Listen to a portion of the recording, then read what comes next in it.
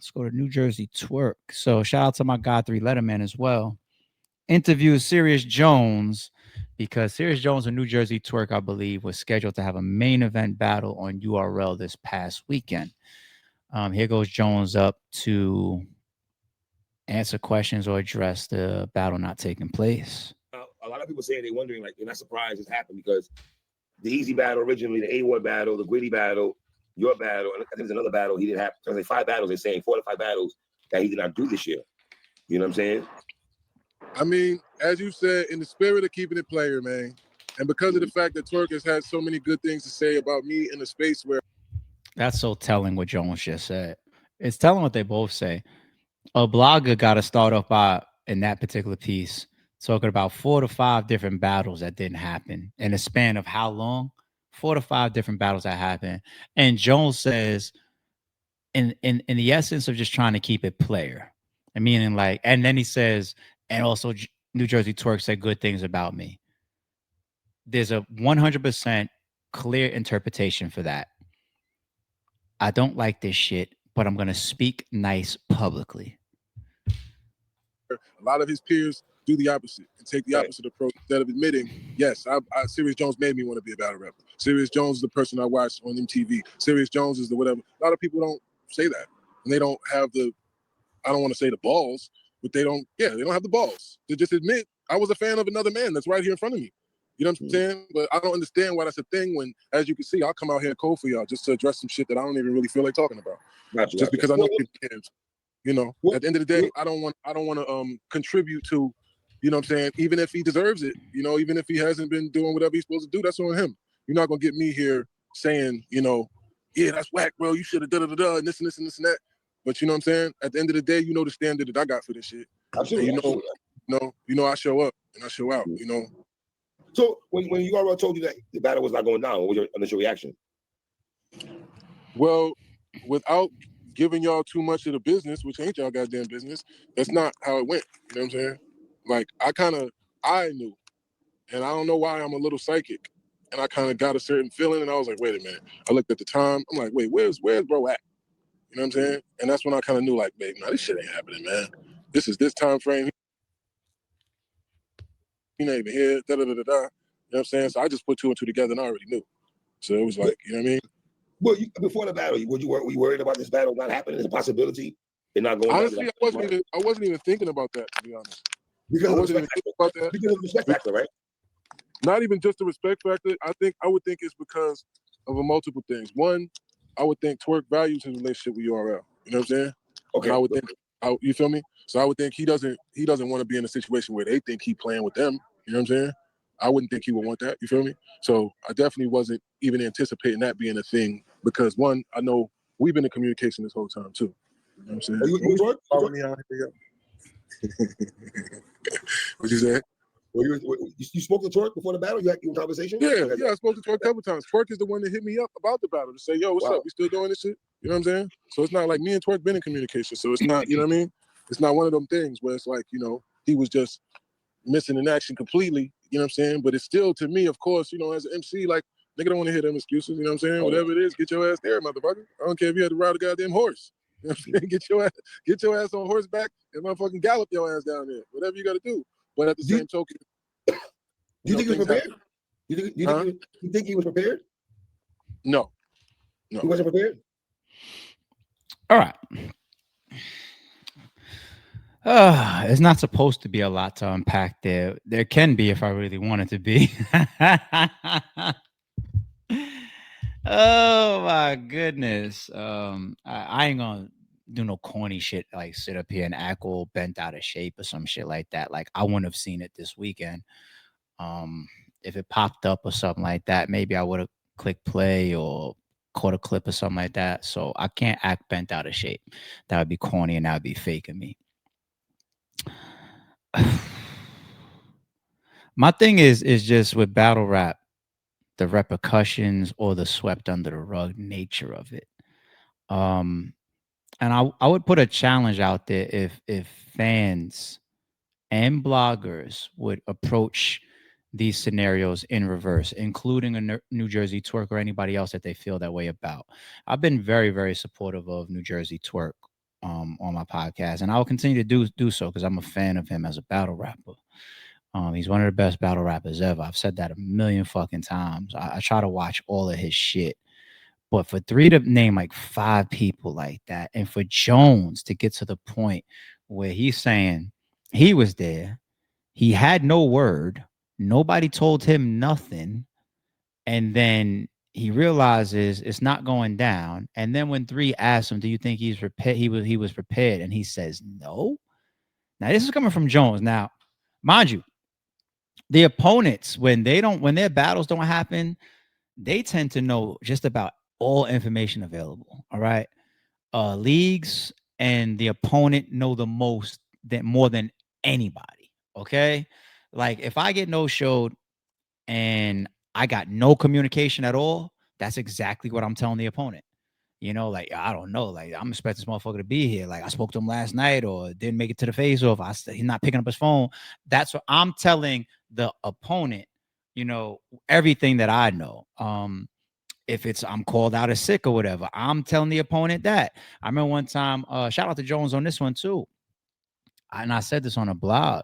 I'm just thinking about that example. Jones was like, yo, you told K, and I explained on my blog, and to my fan base, like, I gotta tell K. K's the opponent. Like I need my co-owner to know about this situation, and I need the opponent to know, because the opponent, if I don't let them know information that I'm privy to, the opponent can turn that at me, which would have been like Big K in that situation, right?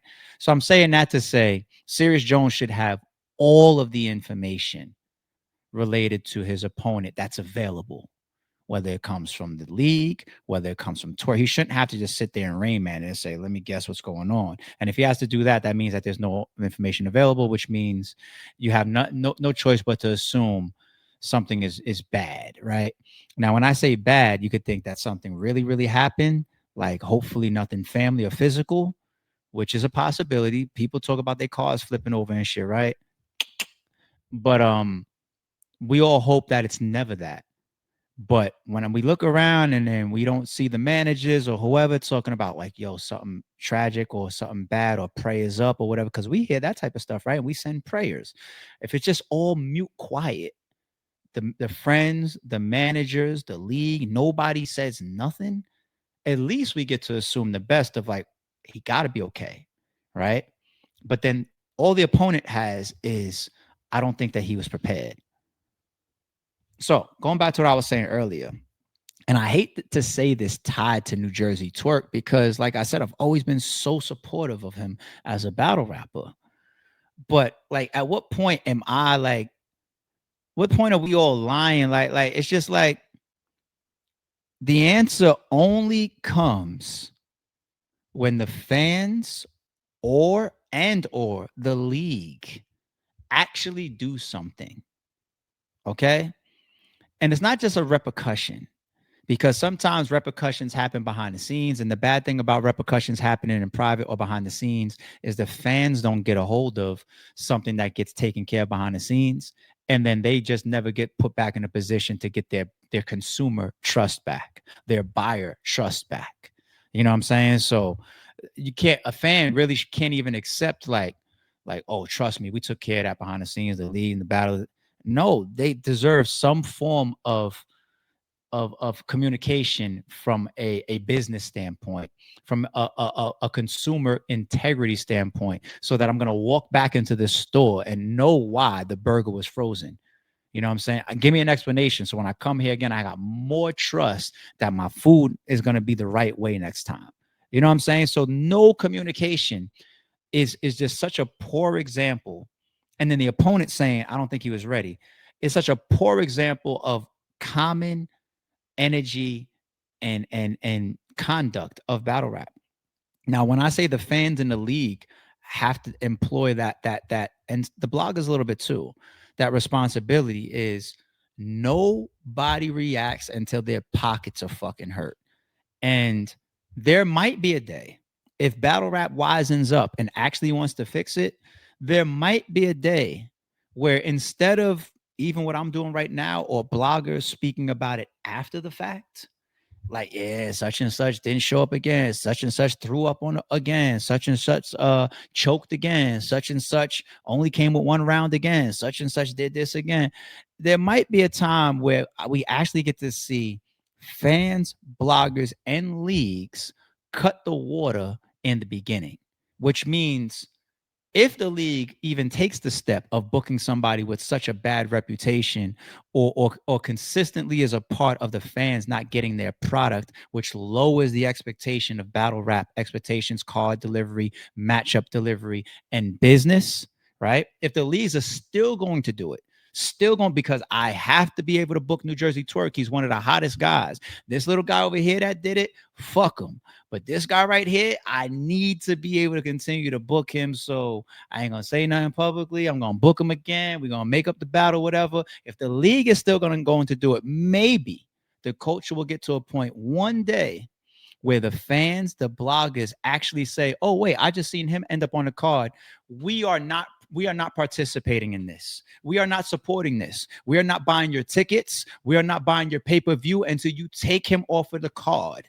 And if you want to put him back on the card, either give me my refund or give me that battle that I was promised that I didn't get, that was promoted, because I'm tired of supporting your promotions. Meanwhile, there's 5 promotions that I already have failure on, whether my money's invested or not, whether it's a membership that I'm paying. I bought a ticket, I bought a pay-per-view, I bought a flight to be there, I promoted it, I took time out of my day to talk about it. Whatever your stock is invested into the situation that didn't happen, until you fix that for me somehow, I got to take money out of your pocket because you took time, energy, or money out of mine. Eye for eye type of shit. That might happen one day. Maybe. What bloggers do you think would actually do that? Put it in the chat. What bloggers do you think that they would say, nah, you can't promote Twerk in a new battle until he makes this up, or until I get my refund, or until I get a free month of my subscription? Or what bloggers do you think would take that position? Now, mind you, the right thing to do is still be invested in it as well to a degree. All right. Who would? Don't Jay Black is not going to do that. Jay Black is one of the cleanest bloggers in battle rap, if not the, and we love him for it. Jay Black is not going to see somebody pop up on a card that it has a bunch of choking, no showing, runoffs, bad performances, whatever, and say, "Hey, league," especially to like leagues that he fucks with, right? And say, "Hey, league, I'm going to promote on my platform that we are not supporting that, paying for it, showing up, cancel, whatever we got to do, until you take him off the card or fix the past, instead of always trying to just sweep things under the rug, let a couple weeks or a month or two go by, and then we do something different, and I fall into your new trailer." Jay Black wouldn't do that. That's not his style. You know what I'm saying? Piper Boy might do that. Piper Boy does intros that are damaging. I think his intro campaigns against 40 bars being booked. I'm keeping 1,000. I think campaigns against clean paper being booked. That's what I interpret from some of his intro. He does it almost every live or every video, right? Piper Boy probably is one of those guys. Angry Fan, yes and no. I think Angry Fan will talk his shit, but then he'll give a pass. I think Angry Fan will go based on the topic and what he wants to get across, and what I mean. Like if the same person would probably interview with him, or I don't know. I don't know. I don't know. I don't know. Maybe he would. Maybe he would. Maybe he would. Yes, I would. And if I did it, I would be as respectful as possible, because the only fucked up thing that I hate taking that spot is that I know it's not purposeful, but I'm going after somebody's pockets. But people only move for money. You know what I'm saying? So like, let me buy a pay-per-view, like, and if it's a pay-per-view of somebody that has a bad reputation and I didn't tear at it, and then I don't get what I paid for, I I promise you, you will see me wait for the next time that person pops up on any card, and I would talk against it. I'd be like, hey, this league, we shouldn't support you, and the league would be mad at me and pissed off at me for it. But that's what it really takes, or else how else do you stop it? It just keeps happening.